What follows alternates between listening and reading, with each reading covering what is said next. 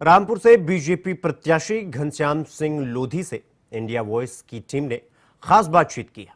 इस दौरान घनश्याम सिंह लोधी ने क्या कुछ कहा, सुनाते हैं आपको। भाजपा प्रत्याशी सांसद घनश्याम सिंह लोधी बिलासपुर विधानसभा में पहुंचे हैं। ऐसे में जो वोट कैंपेनिंग है वो इनकी तरफ से लगातार जारी है। सांसद जी, ये बताइए, बिलासपुर आए हैं आज आप, लोगों का किस तरह से प्यार आपको मिला है अभी तक? देखिए, 5वां 7वां कार्यक्रम है ये सुबह से हमारा, और ये हम नवाबगंज में खड़े हैं आज की तारीख, है ना। और आप देख ही रहो, ये छोटी मोटी जनसभा हो गई। हम तो नुक्कड़ सभा के हिसाब से, नुक्कड़ सभा भी नहीं थे, हम तो मिलने आए थे खाली, लेकिन आज जनसभा के हिसाब रूप ले रही हैं। इतनी भी जो हमारे कार्यक्रम हो रहे हैं, ये सब लोगों का प्यार झलक रहा है, क्योंकि इनका आशीर्वाद पहले भी मिला था और अब के बड़ी तादाद में आशीर्वाद मिलने जा रहा है।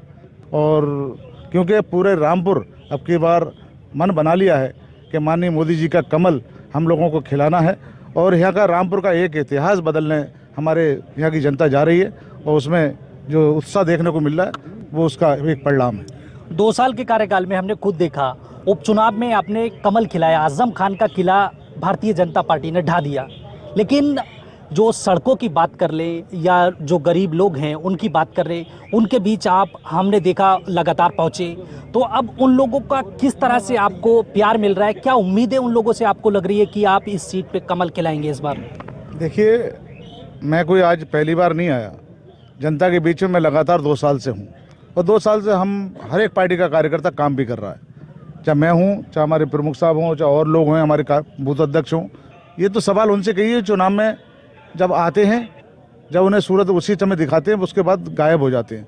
कौन आया कौन गया पता ही नहीं चला जनता को। समाजवादी हम लोग 24 घंटे रहकर इन लोगों की सेवा करते हैं, जनता के बीच में रहते हैं, और जनता के बीच में जाकर ये एहसास भी करा दिया है कि हम माननीय मोदी जी की सरकार में ना कोई ऊंचा है ना नीचा है, सब बराबर के सम्मान देते। अखिलेश यादव ने मोहिबुल्लाह नदवी को चुनाव लड़ने के लिए भेजा है, जबकि भारतीय जनता पार्टी से आप खुद उम्मीदवार हैं अब।